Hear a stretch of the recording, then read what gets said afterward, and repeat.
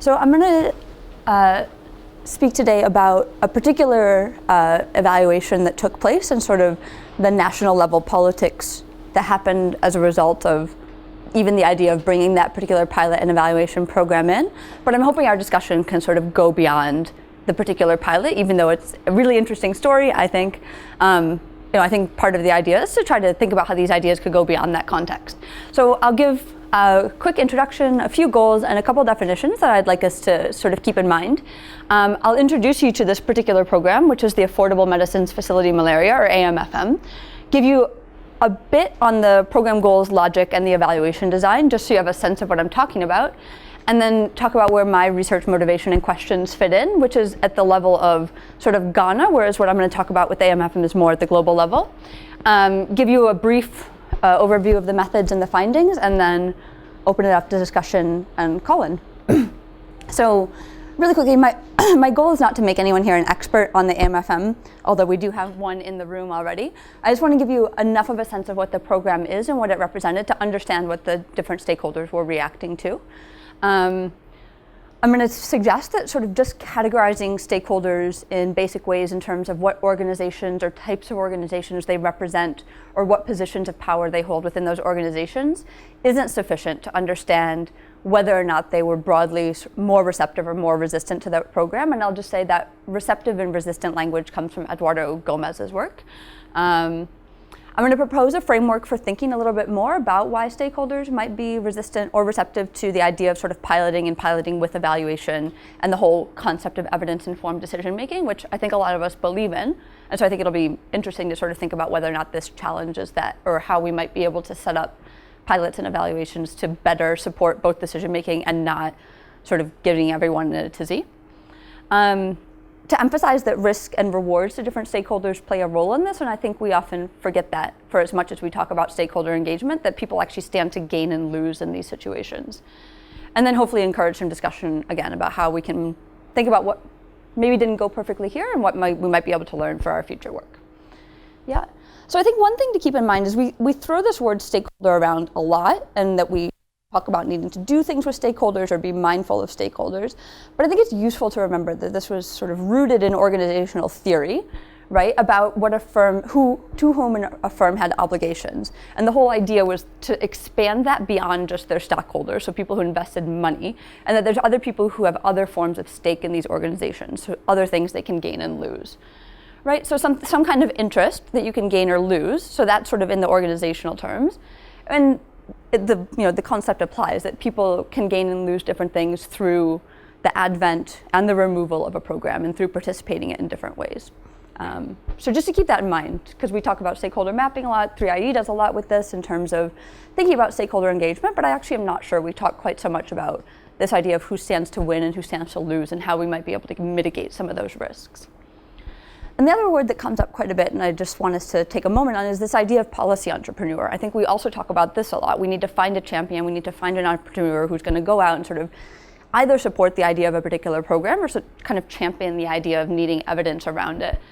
And again, it's worth to remember that this sort of also came from business. An entrepreneur is, again, someone who takes risks, who goes between different interests and takes risks in the hope of profit.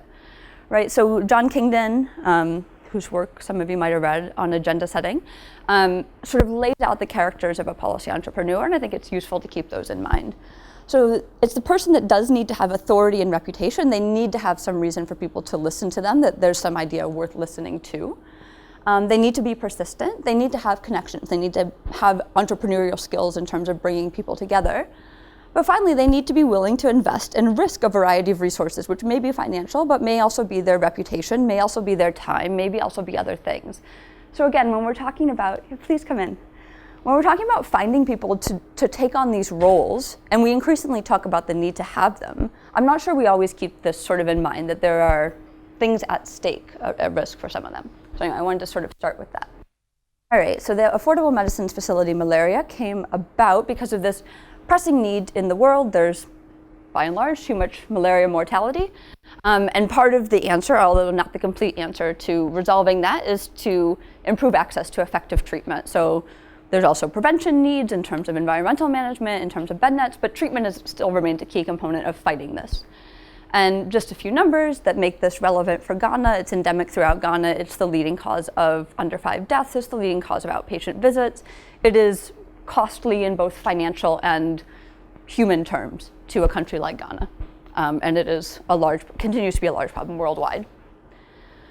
And in terms of the treatment, the key problems here are that sort of older treatments that maybe some of you are familiar with, like chloroquine, are familiar and widely available, but they're increasingly ineffective. Parasites have continued to develop resistance to them, but the cost differential is pretty huge. So the drugs that we would like people to use, which are ACTs for short, can be between 10 and 100 times more expensive than the older drugs that are widely available in many countries in sub-Saharan Africa, including Ghana. So this is sort of the key issue that it sets out to address.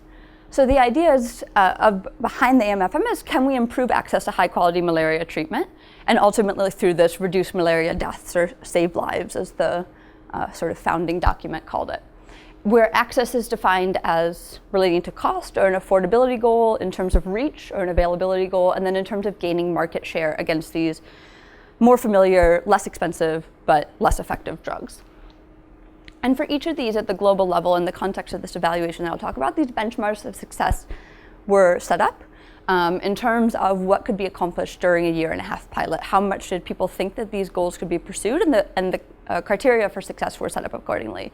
So there's a very big evaluation, which I'll talk about briefly, which Sarah largely spearheaded. So just to give you a brief idea of the program logic of how the AMFM was going to set about doing this. So one key component of the AMFM intervention was at the global level, where they worked with global pharmaceutical companies to try to get them to negotiate prices, and then there was a pot of money that was applied to these drugs, so they got them to lower the prices they were going to sell at, and then they also had this pot of money that applied a subsidy, with the idea being that these drugs then would come into ports like the main Ghanaian port at a cost that was comparative to these less effective but much more cheap drugs. And the idea was effectively, okay, if we get it in, and we know that these countries have pretty wide reach with their private sector supply chains and their public sector supply chains, if we can get the drugs into the country at a cost comparative to these drugs that we want to drive out, and we effectively just let it go into the supply chains, will those supply chains work to improve access for the drugs that we want everybody to have? So there's this key part that happened at the global level, which are these price negotiations and the subsidy. And then there was a component down that was more carried out at the different national levels. So there were 7 countries in sub-Saharan Africa involved in this. I focus on Ghana. So this was focused much more on awareness and demand, and a little bit on regulation, although that wasn't mandatory. And this required quite a few things in terms of the national level stakeholders. So this required public-private coordination on a scale that most national malaria control programs, the government programs, had never had to do before. It required them to not only work with them, to train them, to help monitor both the public and the private sector with a much more sort of rigorous and intensive monitoring scheme than they had ever had to use before, to advertise a recommended retail price, to let people know what logo to look for, what price they should expect to sell it at, to do a lot of sort of media outwork. A lot of things that were considered sort of not business as usual for the national stakeholders. So the idea of piloting the program in these countries would require them to take on this expanded set of tasks. But the idea is, if we can get this right, we can get both sort of supply appropriate, price it appropriate, and get demand. Stocking will go up, market share will go up, people will get the meds, they'll use them appropriately, and malaria burden will reduce. So that's sort of the basic working theory of change for this.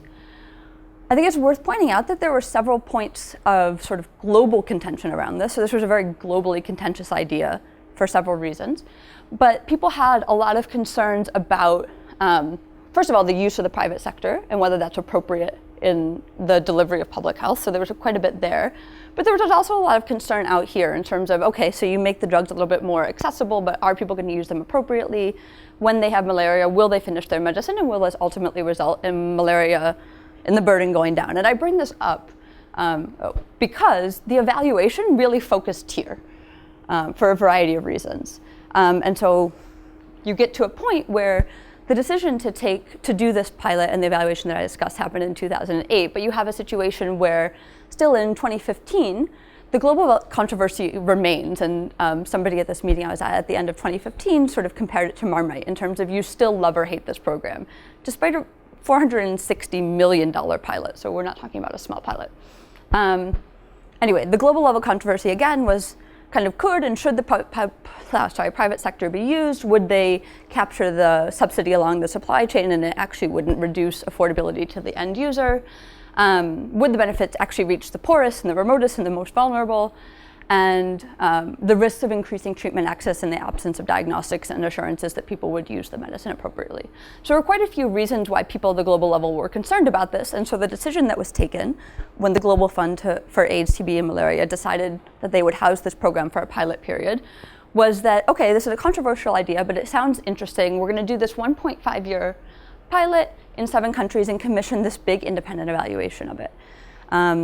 And so I gave you just a very brief description of it, but the use of the public and private sector supply chains as they existed in a relatively unregulated way meant there wasn't really any way to sort of do a subnational pilot. The idea really hinged on whether or not it would work at the national scale. So these 7 countries that came in for this kind of came in all the way.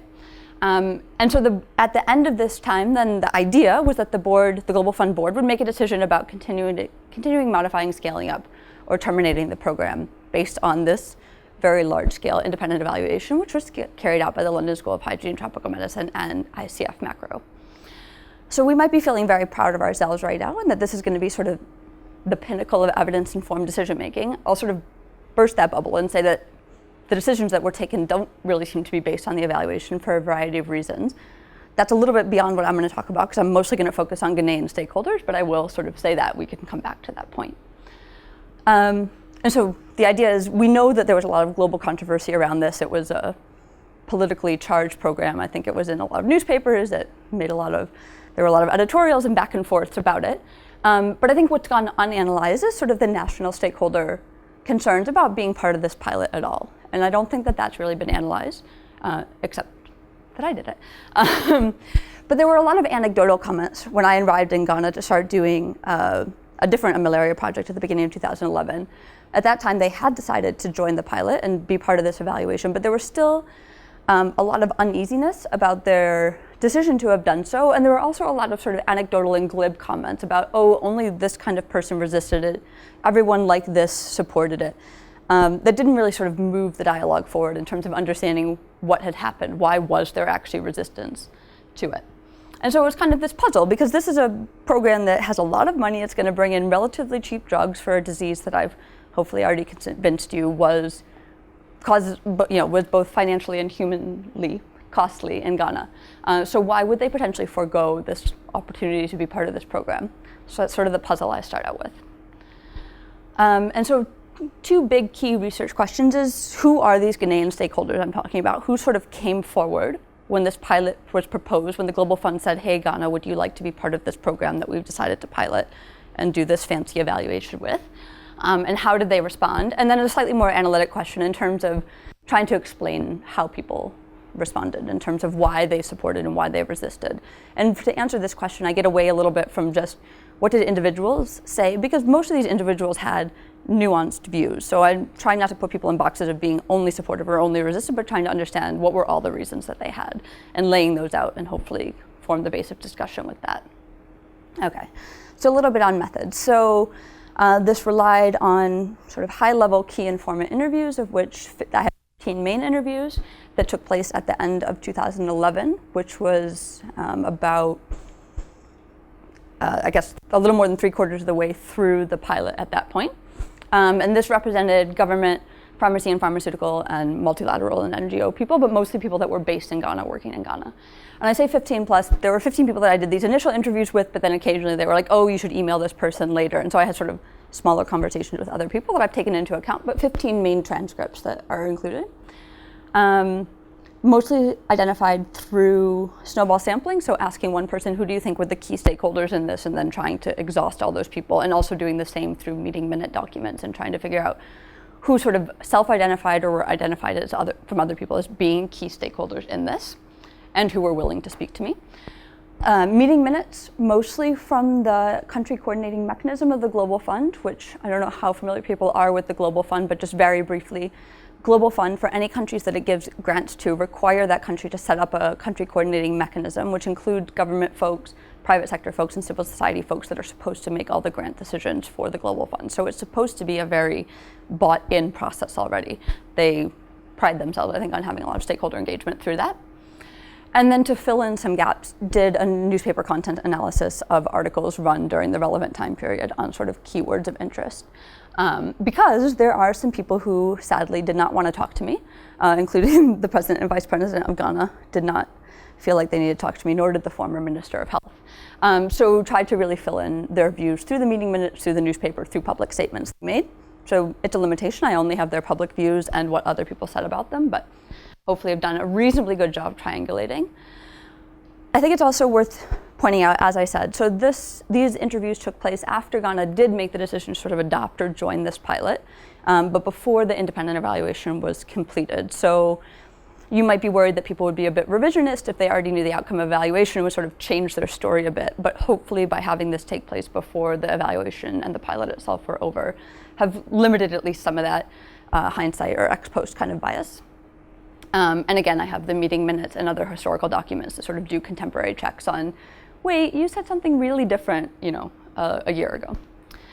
And also did a process of member checking. So this manuscript has gone back to all the people that I interviewed. 14 out of the 15 have read it and said that they largely agree with what I say. Where they don't agree, it's footnoted in the manuscript.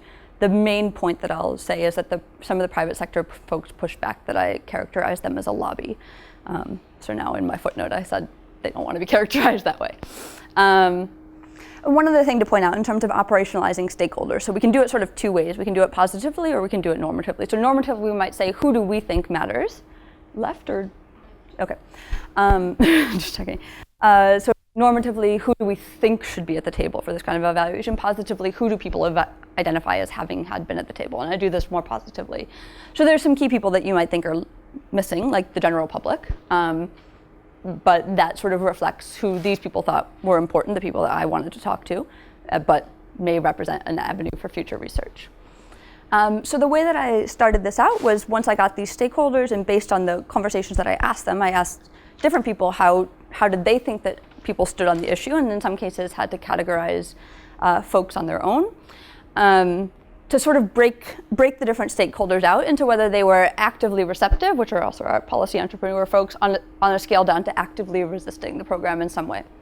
And I will say also had 2 independent coders who also went through this, did the coding. We talked afterwards, reached consensus around this, so there's some element of that. And the way it breaks out is sort of 3 people or 3 key stakeholders, some of them are people, some of them are organizations, who are more actively supportive, and then a range of those who sort of went out of their way not to state their opinion or were mixed because they're sort of bodies of people, and a few who were strongly resistant in some way. I'm not going to spend a ton of time sort of breaking this table down, but we can come back to it if anyone's interested. Just to say, so there was this country coordinating mechanism that I mentioned, the people who were supposed to be making the decision, and then there's these other stakeholders that people identified that also came into it. So again, these are the people who are supposed to make the decision, and there's lots of other people who came into the arena. And the key thing that I want you to see is, I don't want to spend too much time on this, but there's no particular way of categorizing folks, whether it's sort of being inside or outside in this decision-making arena, whether being more of a leader or being a member in an organization, whether being in business or being in government or being something else, that really correlates particularly well with the stand that people took. So the basic point I want to make is these sort of glib things that, oh, only the private sector was against it, oh, everybody in public health supported it, don't quite hold water. So we can come back to that if anyone wants, but that's the main point I want to make. Hence, trying to move to sort of a more nuanced understanding of the variety of reasons that each of these stakeholders gave, rather than just putting them into these boxes. Yeah, so the way that this worked was first coming up with 30 open codes with which I coded the data, and again, my 2 independent coders also did the same, and then trying to break these down into 3 larger categories, which I've broken into direct policy goals, indirect policy goals, and incentives and risk. Oh, sorry, reputation and incentives.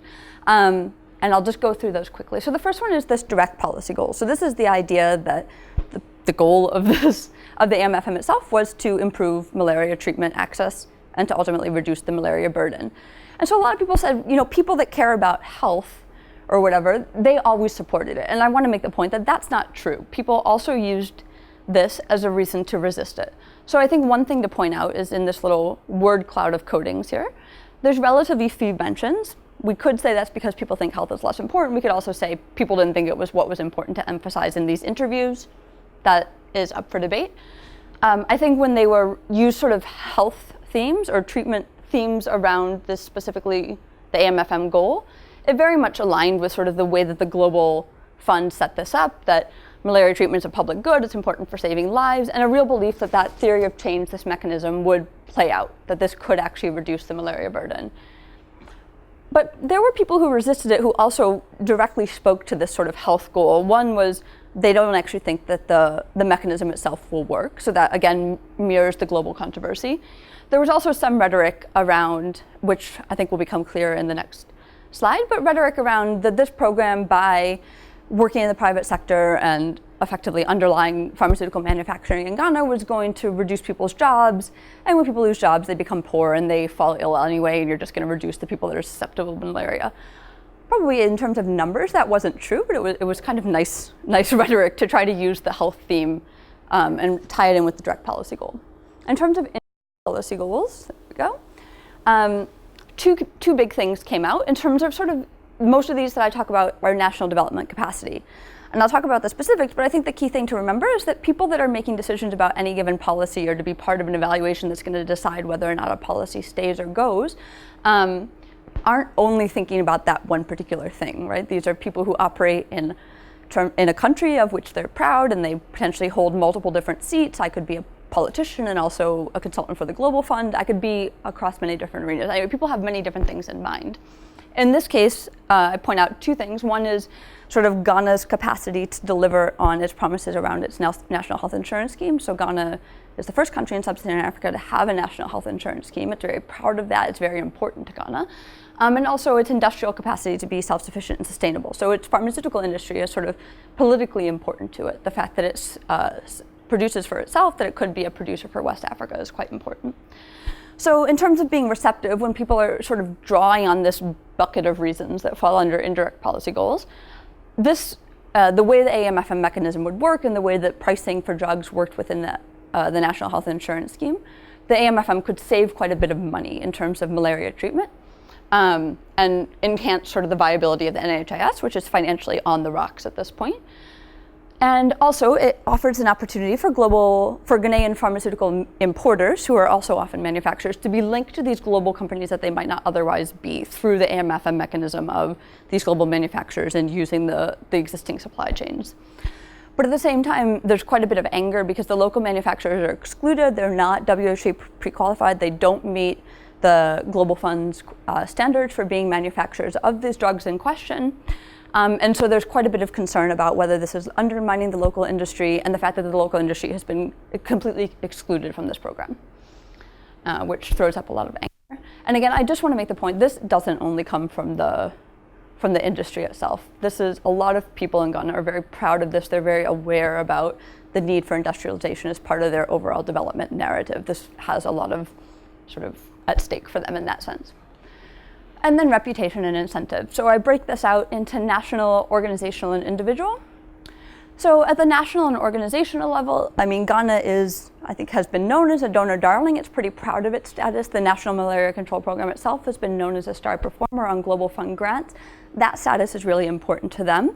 So on the one hand, taking on this innovative program is a chance for them to prove that they can implement this new idea that's got academics at least all excited, and continue to sort of show leadership on these initiatives. And again, individuals kind of might be interested in taking on an entrepreneurial role on this because they see an opportunity for credit seeking with organizations like the Global Fund, with organizations like DFID, if they come out as having been seen as supporting this. But again, there's a big if, and the big if is around this program's only going to continue depending on the results of the evaluation. So everything is sort of staked on that. So they might be seen as being champions of this program if the program works out, and nobody knows that. That's the idea of why it's being piloted and evaluated to begin with. And then in terms of sort of national and organizational resistance, quite a bit of rhetoric around Ghana needs to start standing up to donors. They can't sell us a program that we don't want, that doesn't take all of our interests into account. Nationalism, we need to be self-sufficient, we need to be futuristic in our thinking. And organizationally, this is I think I made this clear, I hope I made this clear earlier, but this is a lot of uncharted interaction and responsibilities for the National Malaria Control Program. And they're really worried that if it doesn't turn out well, if the evaluation doesn't come back sort of positive, that all the blame is going to be put on them, or they couldn't implement it.